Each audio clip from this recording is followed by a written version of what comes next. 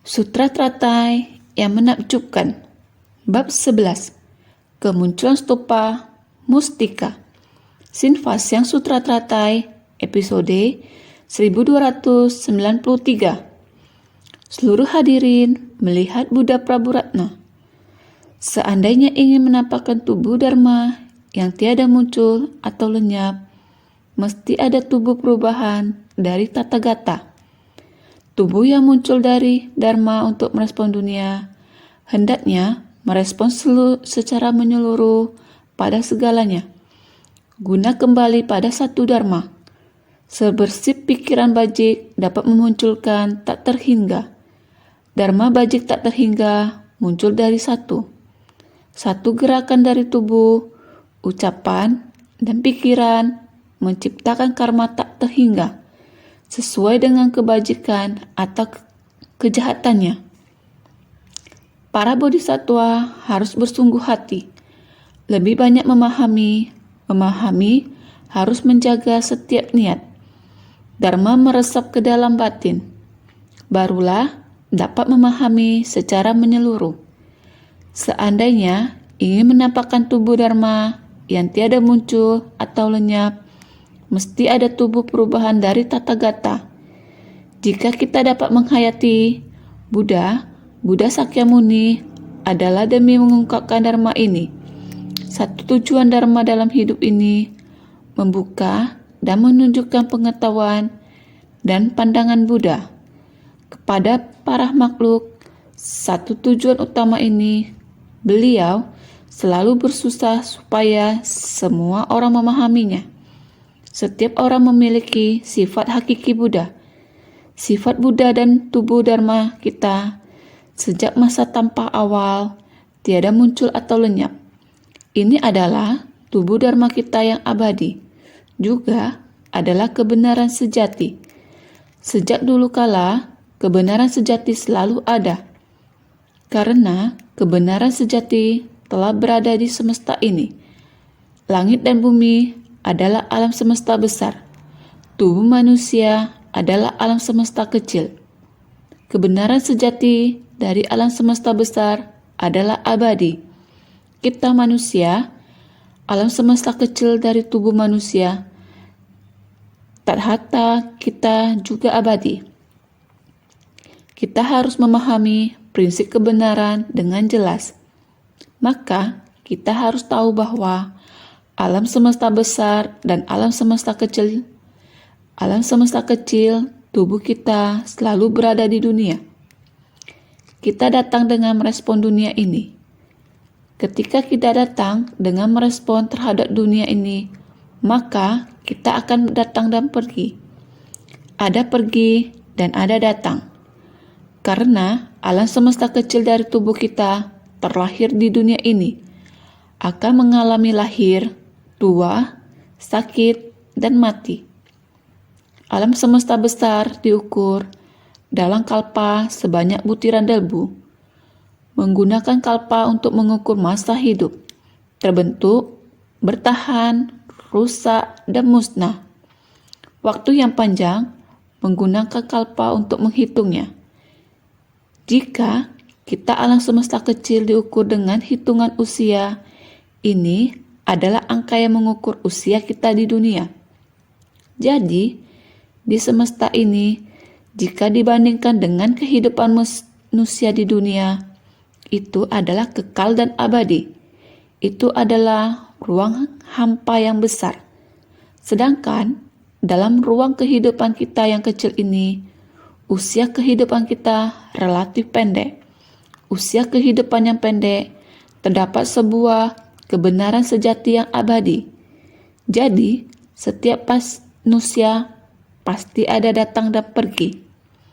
Berdasarkan usia duniawi, mempunyai angka usianya. Panjang pendeknya usia kehidupan. Buddha datang ke dunia sama dengan kita semua, untuk membimbing semua umat. Dia harus hidup yang sama dengan manusia di dunia. Sehingga Buddha merespon sebab dan kondisi di dunia ini.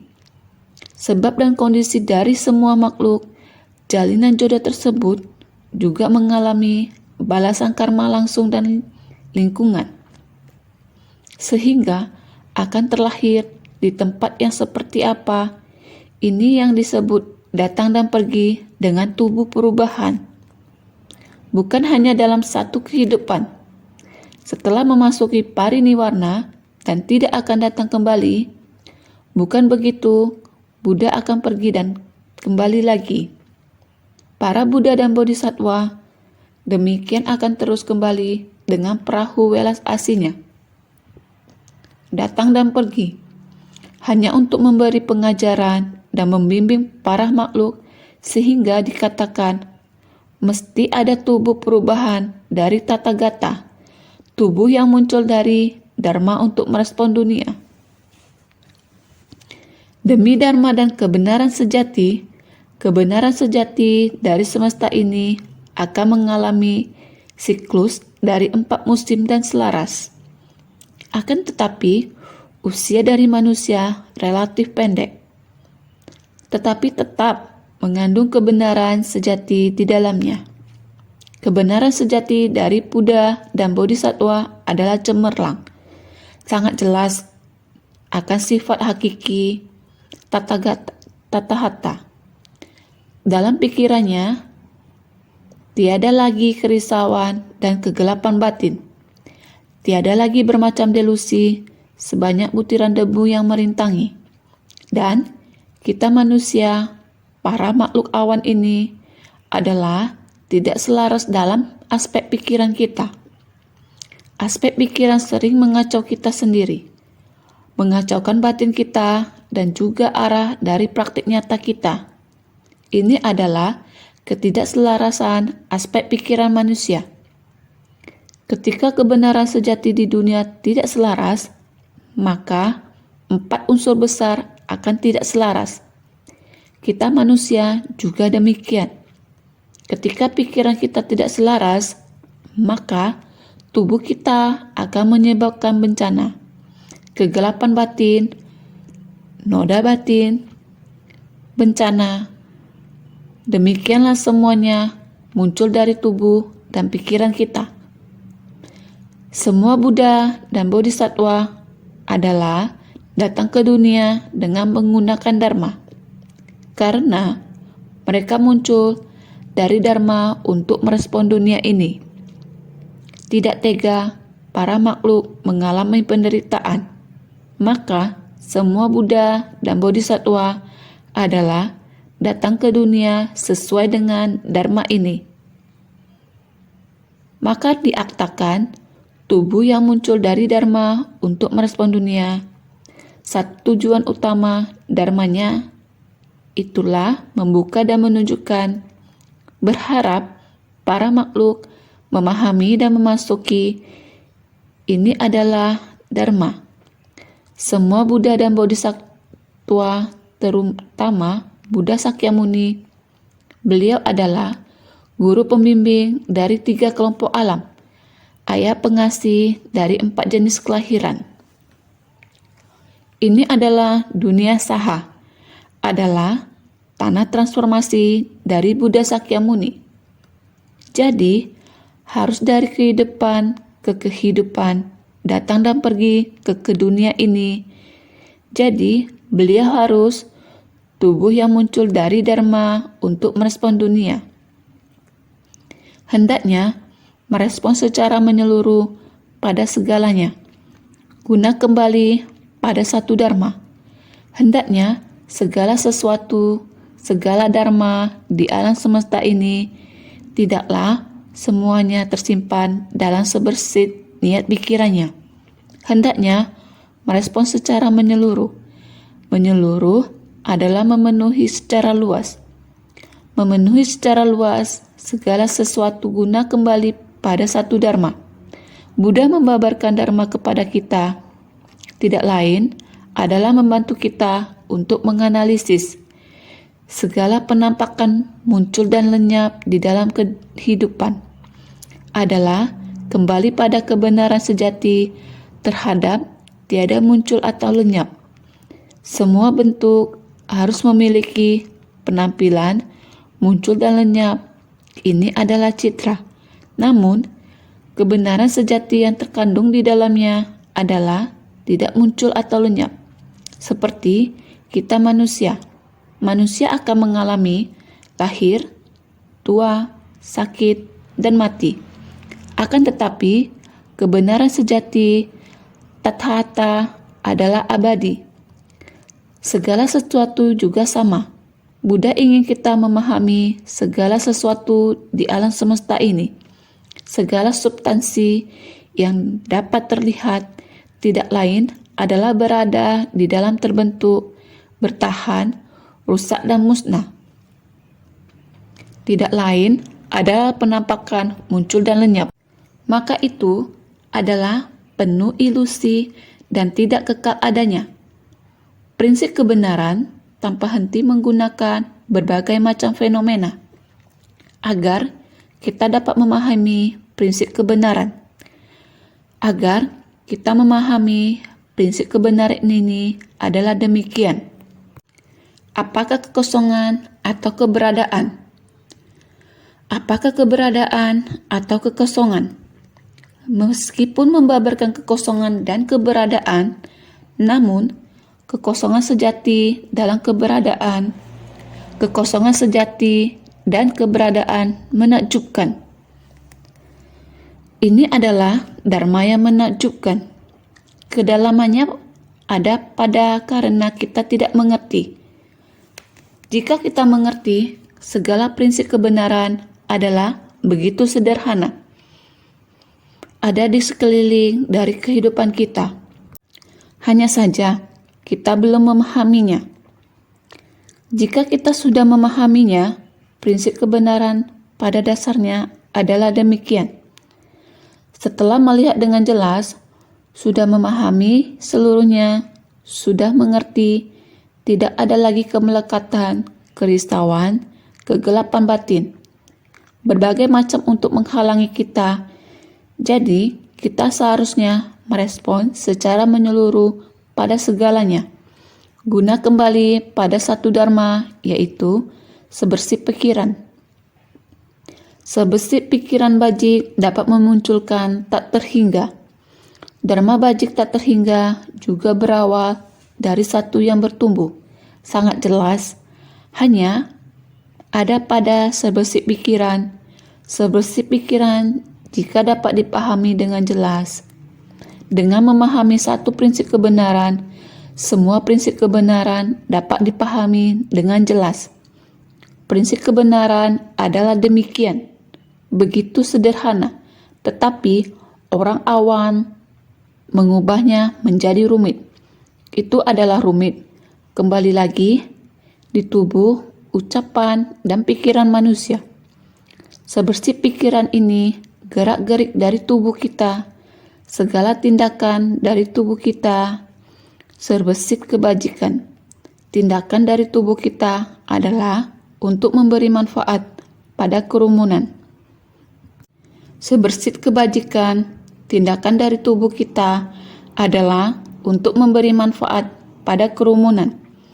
Sebersit kebajikan yang kita bicarakan dari mulut kita semuanya adalah dharma. Tubuh, ucapan adalah berasal dari pikiran. Karena karma pikiran bersentuhan dengan kondisi luar. 5 objek indera luar bersentuhan. Tindakan dari sebersih pikiran itu akan menyebabkan setiap niat pikiran muncul. Akar pikiran ini, akar indera penglihatan, akar indera pendengaran, indera penciuman, indera perasa, indera tubuh. 5 akal indera bersentuhan dengan kondisi luar dari 5 objek indera. Sebersih kebajikan mengasihi segala sesuatu.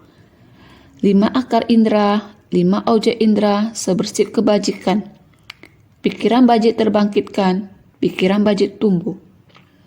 Segala sesuatu di langit dan bumi, kita akan sangat mengasihinya, dapat memahaminya. Lihatlah, bodhisatwa pelestarian lingkungan kami.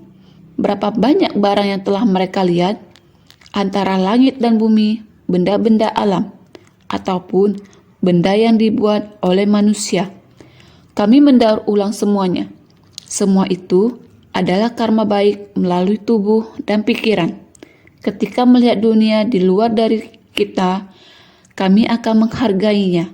Ini adalah melalui tubuh, ucapan, dan pikiran yang bersumber dari sebersih niat kebajikan. Ini adalah satu gerakan. Sebersih niat menciptakan kebajikan atau kejahatan. Kebajikan, setiap itulah kebajikan diciptakan. Apabila ada sebersih niat jahat, tubuh akan menciptakan kejahatan. Mulut berkata kasar, kata-kata kasar, berbohong, omong kosong, dan mengadu domba. Hanya dengan mulut ini dapat menyebabkan perselisihan, melemahkan etika dan moral. Ini adalah karma buruk yang diciptakan melalui mulut.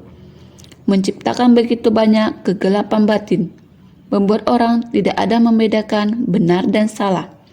Ini adalah karma buruk yang lahir dari mulut. Karma buruk tersebut tercipta seperti itu. Ini semua ada hanya dalam niat pikiran kita. Tubuh dan mulut mengikuti niat pikiran tersebut. Satu perbuatan baik, semua tindakan akan baik semuanya. Semuanya ini akan menciptakan berkah bagi orang banyak. Sebersih niat jahat, satu gerakan, semuanya akan merugikan makhluk hidup, mengacaukan pikiran orang lain. Ini akan menciptakan karma buruk yang tak terhingga. Inilah kenapa kita harus selalu setiap saat untuk tetap waspada. Tetap waspada terhadap diri kita sendiri.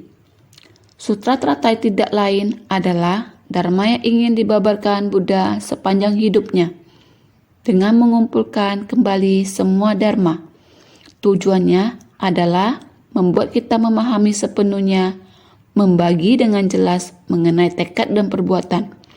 Jikalau kita dapat mengerti sepenuhnya, menjadi orang baik di kehidupan ini, dengan sendirinya membuat karma baik, berkah serta kebijaksanaan yang tidak terputus dapat mengumpulkannya dari kehidupan demi kehidupan. Jikalau seperti ini, jalinan jodoh baik pada dari kehidupan demi kehidupan, dari kehidupan demi kehidupan mencari Buddha Dharma dan meningkatkan kebijaksanaan kita. Kita akan semakin jelas. Kita akan semakin mengerti. Kita akan menghapus kerisauan dan kegelapan batin menjadi sedikit. Kita tidak akan membuat karma buruk. Kita akan mengumpulkan karma baik.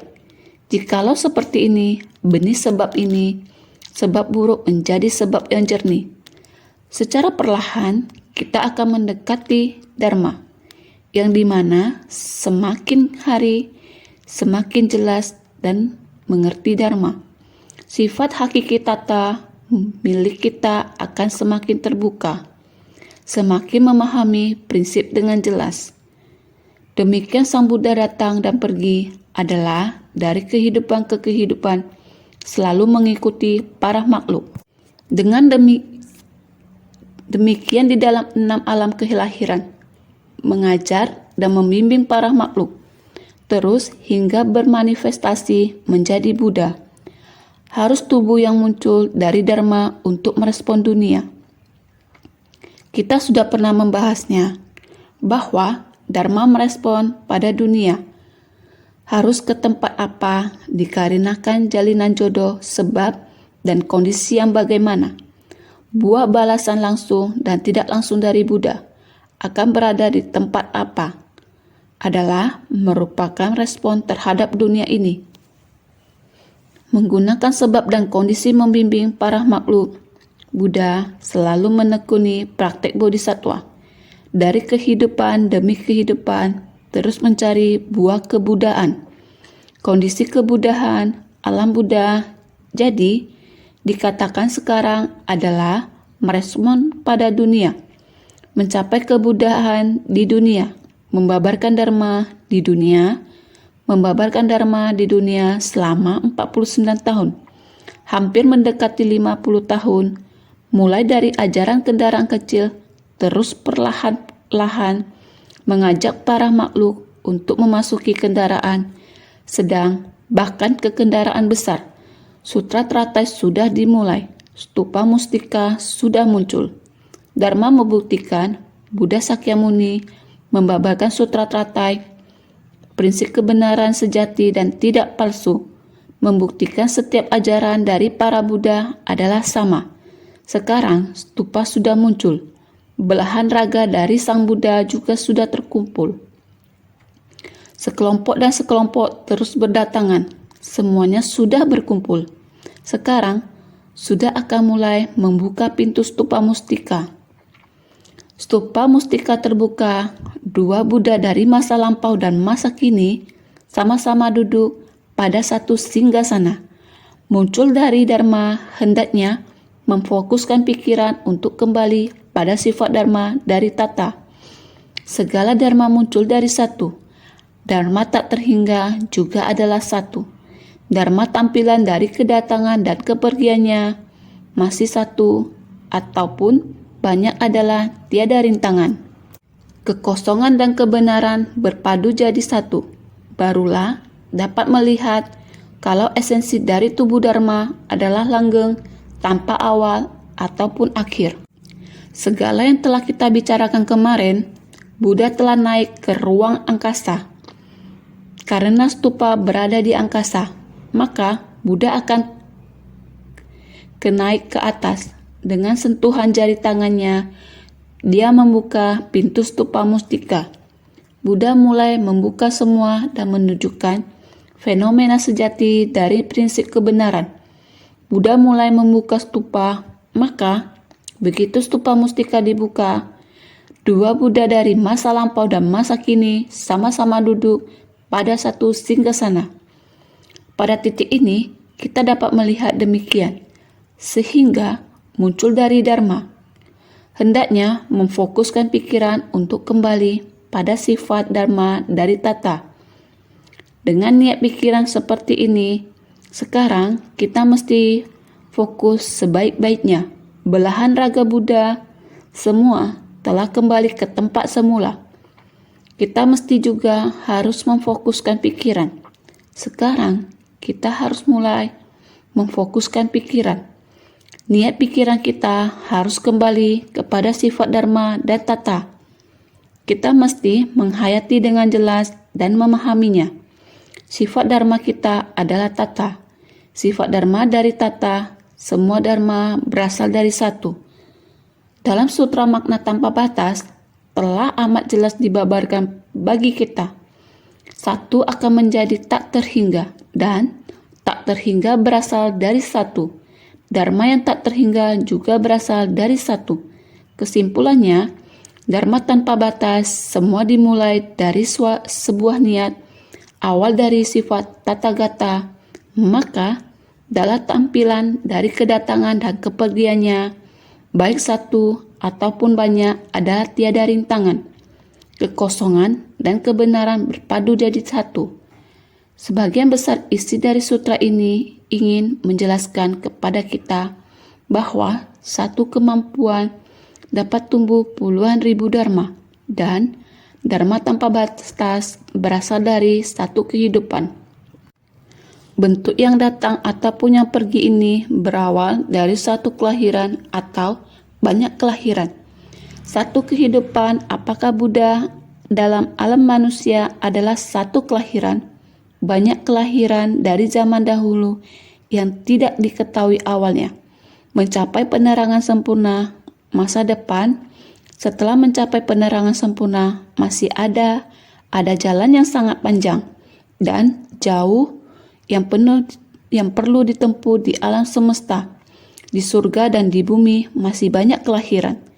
Kehidupan demi kehidupan di langit dan di bumi dalam kurun waktu ini datang dan pergi dengan tiada rintangan, maka dalam tampilan dari kedatangan dan kepergiannya, baik satu ataupun banyak adalah tiada rintangan.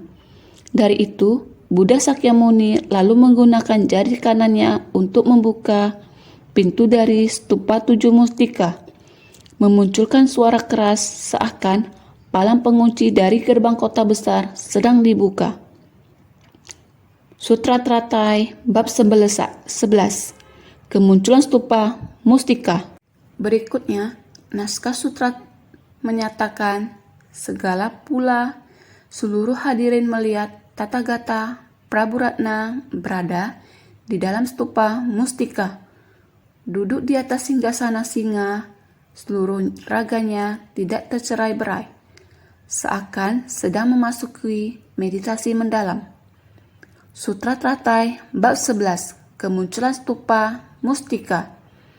Sejak Buddha Sakyamuni datang ke dunia lebih dari 2000 tahun lalu, sudah beberapa kehidupan lagi beliau datang ke dunia.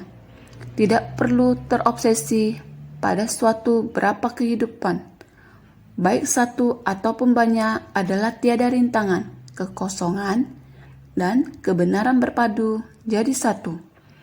Ini adalah prajna dan kebijaksanaan, memahami dan menghayati jalan agung, membagikan tekad tiada tara. Tekad tiada tara kita tidak mempunyai wujud tampilan, berhubung selamanya tidak berwujud, bukankah dengan demikian tanpa rintangan? Maka, baik satu ataupun banyak adalah tiada rintangan, kekosongan dan kebenaran berpadu jadi satu. Kebenaran sejati ini adalah nyata. Tanpa kemunculan dan lenyap, itulah kenyataan.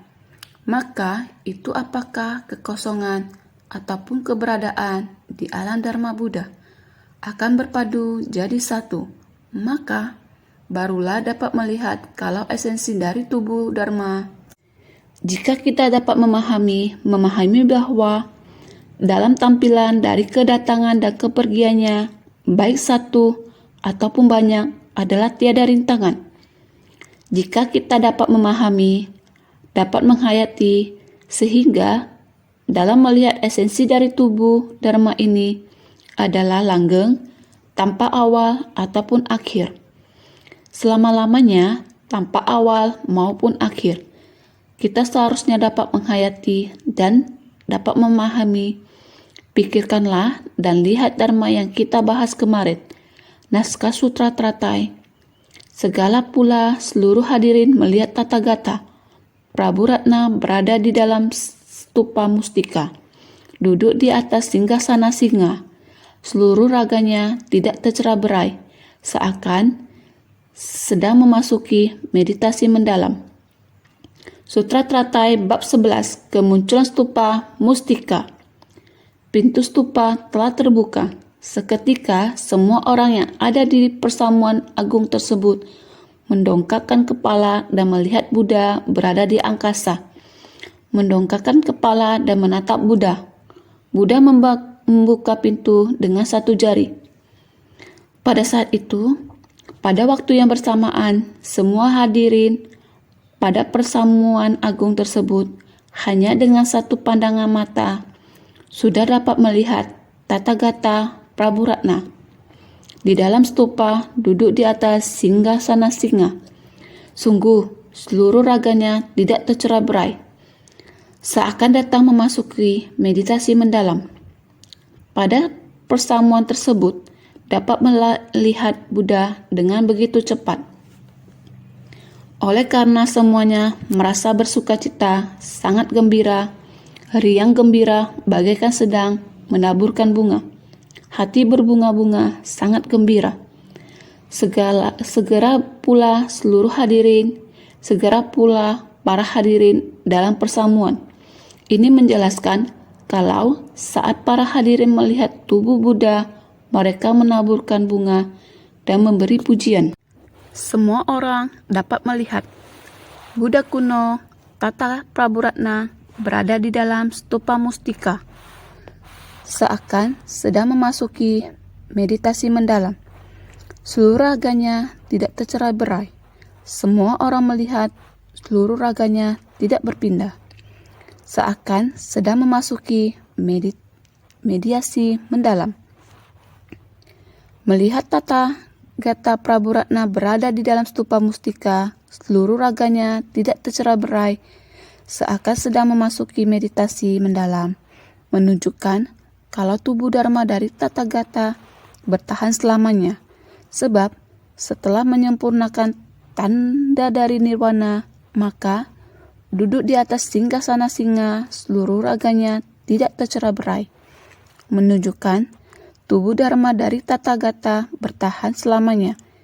Bagian ini adalah untuk menekankan kepada semua orang bahwa tubuh Dharma dari Tathagata bertahan selamanya.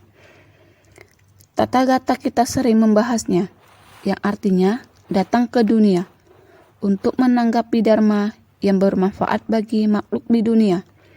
Dinamakan Tathagata yang berarti mereka datang ke dunia untuk menggapai Dharma.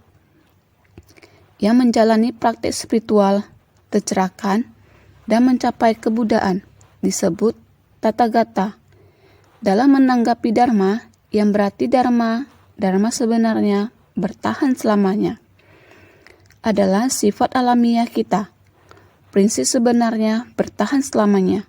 Maka, sebab telah menyempurnakan tanda dari nirwana, Buddha mewujudkan pada kehidupan ini.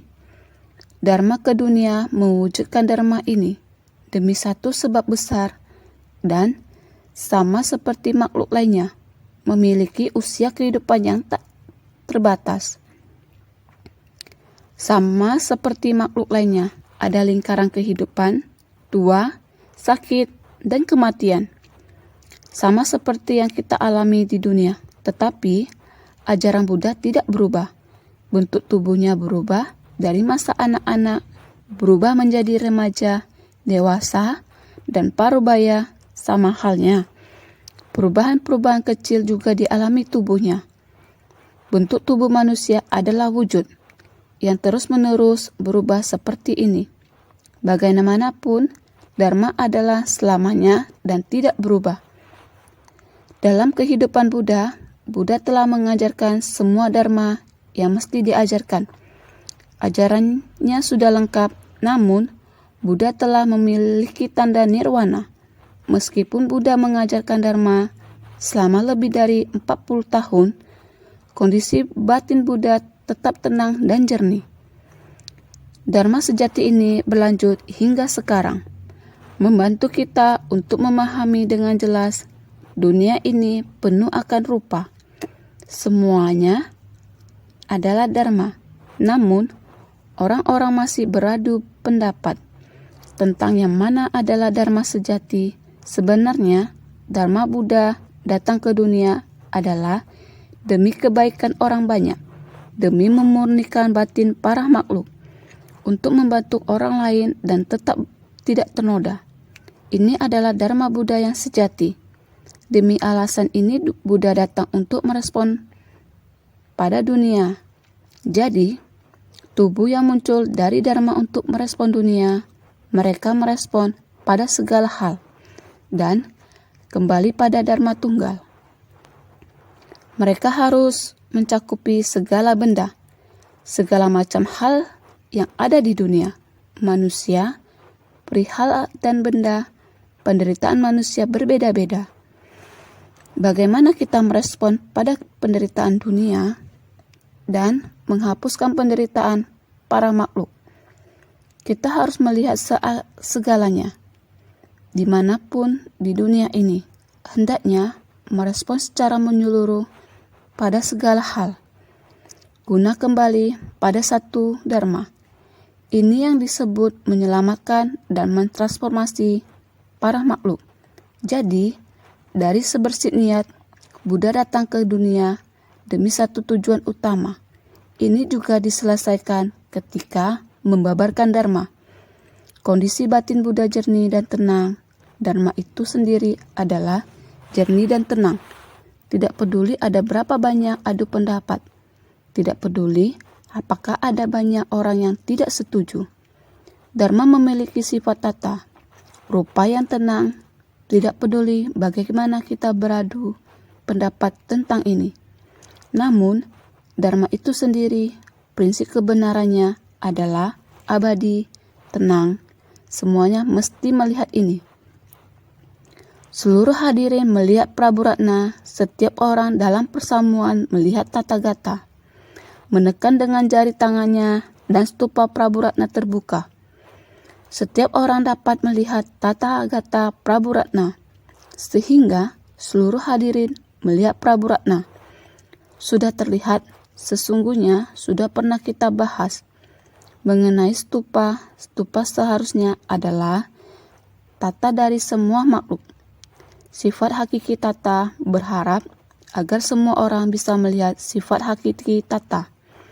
Maka, kembali mengatakan, setiap orang dalam persamuan melihat tata gata, menekan dengan jari tangannya, dan stupa Prabu Ratna terbuka.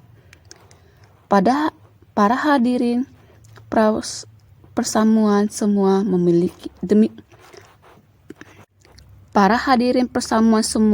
demikian telah melihat Buddha.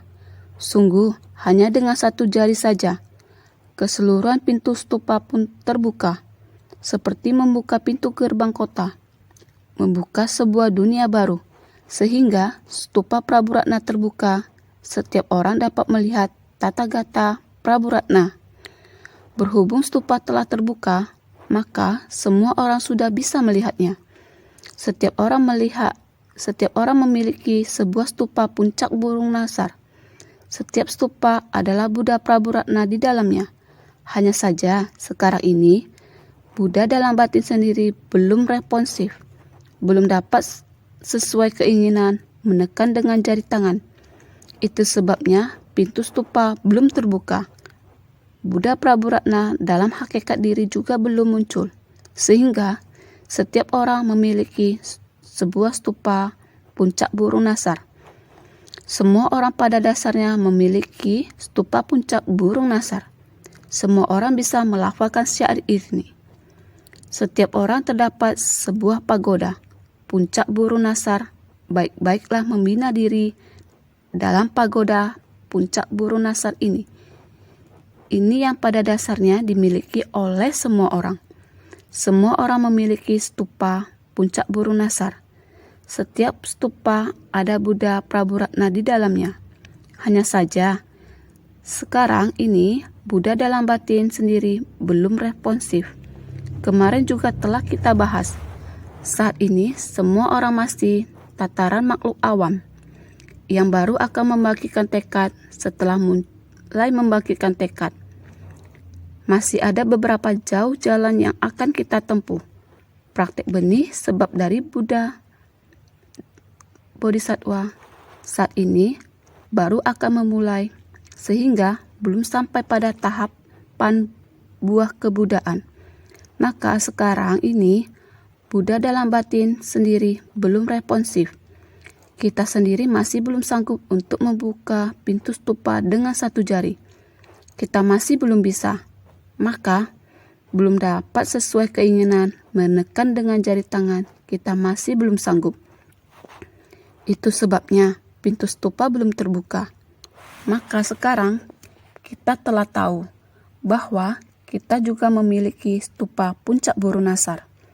Akan tetapi stupa puncak burung nasar kita masih belum bisa terbuka.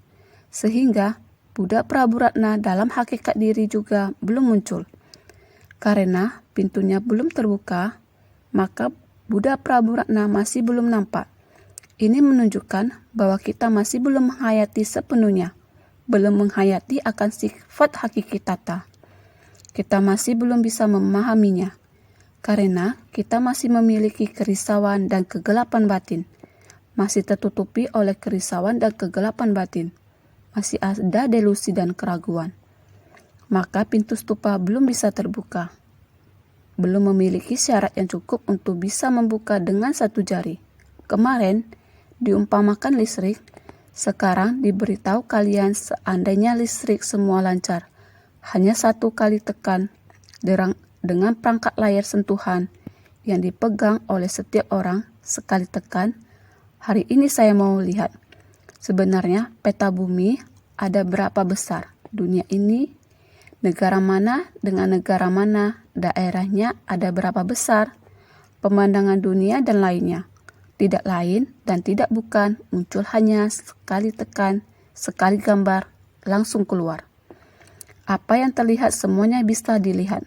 Namun kita sekarang, meskipun barang ini muncul terlihat oleh kita, namun kita tetap tidak berdaya benar-benar masuk dalam dunia mereka. Bagaikan hari itu, tahun 2016, Taipei, 2 hari lalu Forum Cuci. Dari gambarnya mengacu pada siaran langsung, dibuka sekali buka, sudah sampai Taipei. Gambaran di sana, nampak orang di sana sedang berbicara. Ada kedengaran suaranya. Ada gambaran kondisi itu muncul di depan kita. Tetapi kita berada di Hualien. Tidak berdaya masuk ke dalam duduk di sana. Masih tidak memungkinkan. Tapi seseorang yang duduk di sana sekarang telah kembali ke sini. Kami bertanya kepadanya, orang yang mana dan apa yang dikatakan? Seperti apa sebenarnya kondisi tersebut? Ini adalah jalan yang pernah dilalui. Begitu menyebutkan kondisi tersebut, mungkin kondisi batin semua orang, kondisi batin dan tempat tubuhnya berada, segera menyatu menjadi satu. Bagi mereka yang tidak memasuki kondisi tersebut, hanya mengerti setengah-setengah. Ada melihat orang yang demikian di sana dan mendengar suara yang demikian, namun bagaimana kondisi yang sebenarnya tidak tahu.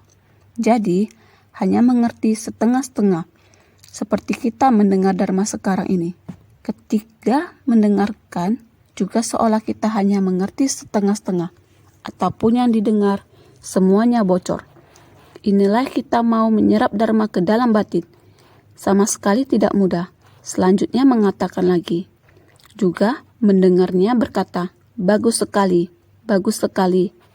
Buddha Sakyamuni, lekaslah babarkan sutra tata ini. Aku datang ke sini demi mendengarkan sutra ini. Sutra Tratai bab 11, kemunculan stupa Mustika. Buddha Prabhuratna yang duduk di stupa Mustika, Buddha Sakyamuni telah membuka pintunya. Buddha Prabhuratna kembali mengeluarkan suara dengan sukacita. Bagus sekali, bagus sekali. Bagus sekali, bagus sekali. Buddha Sakyamuni, para belahan raga Buddhamu adalah Dharma. Semuanya berkumpul, saya adalah demi mendengarkan Dharma yang demikian, sehingga saya datang. Ini adalah demi mendengarkan Dharma. Karena itu, memohon Buddha Sakyamuni segera membabarkan. Juga mendengarkannya berkata, bagus sekali, bagus sekali. Buddha Sakyamuni, lekaslah, babarkan sutra Tratai ini. Ketika stupa baru muncul, telah memberi pujian. Sekarang pintu stupa terbuka, kembali memberi pujian. Makanya dikatakan juga mendengar, memberi pujian pada Buddha supaya lekas membabarkan sutra. Jadi, ketika stupa baru muncul adalah demikian mulainya. Buddha Prabhuratna memuji, kemudian pintu tertutup. Kembali memberi pujian, maka dikatakan juga mendengar. Ini Buddha Prabhuratna di depan stupa Mustika telah tiba. Dia adalah demi mendengarkan Dharma, sekarang demi membuktikan di dalam stupa juga. Bagus sekali, bagus sekali. Demi mendengarkan Dharma, sekarang pintu telah dibuka. Juga demikian mengulangi pujian. Ini mendengarkan, memuji Buddha, memohon Buddha, lekas membabarkan. Lekaslah membabarkan. 1. Menegaskan kalau sebelumnya secara bebas ingin mengungkapkan harapan mendasar. 2. Setelah pintu stupa terbuka, ketika itu hendaknya mengutarakan isi hati segera. Cepat katakan. Pertama, menegaskan sebelumnya Buddha Sakyamuni saat akan membabarkan sutra Tratai. Mulai pada masa secara bebas ingin mengungkapkan harapan mendasar. Kedua, setelah pintu stupa terbuka, setelah membuka pintu stupa, seketika itu hendaknya mengutarakan isi hati segera. Walaupun telah secara bebas mengungkapkan harapan mendasar, sangat berharap tata kita, yaitu stupa Mustika, pintu ini segera dibuka. Membuka pintu ini dapat demikian mendengarkan, dapat benar-benar memahami, sehingga dikatakan, saya demi mendengarkan sutra sehingga ada di sini. Sehingga dikatakan, demi mendengarkanku sehingga ada di sini. adalah demi mendengarkan sutra, menandakan dia datang sekarang di tempat ini, terapung di udara, demi mendengarkan sutra. Sebenarnya, sifat hakiki tata kita juga perlu. Perlu orang yang tersadarkan membuka pintu stupa demi kita. Perlu orang yang tersadarkan mengeluarkan suaranya. Segera membangunkan kami supaya sifat hakiki tata kita yang telah menunggu lama dapat sepenuhnya tersadarkan. Inilah Buddha kuno, sifat hakiki tata kita yang terbawa sejak lahir. Yang terbawa lahir adalah Buddha kuno, tetapi semuanya ada pada stupa, terkunci dalam stupa. Sekarang Buddha Sakyamuni sekarang menyesuaikan dunia untuk mencapai kebudaan. Demi masalah para makhluk di dunia untuk membabarkan dharma, demikian kita harus meminjam orang yang tersadarkan sekarang untuk membuka pintu batin yang tertutup. Tidak tahu apakah Buddha Sakyamuni dengan satu jari dapat membuka pintu batin kita. Ini bergantung pada kita. Apakah ada mengakumulasi dalam jangka waktu yang lama? Buddha belahan raga ini, pengajaran Buddha, terus mengajarkan dan membimbing. Apakah terus mengajar dan membimbing dari masa ke masa?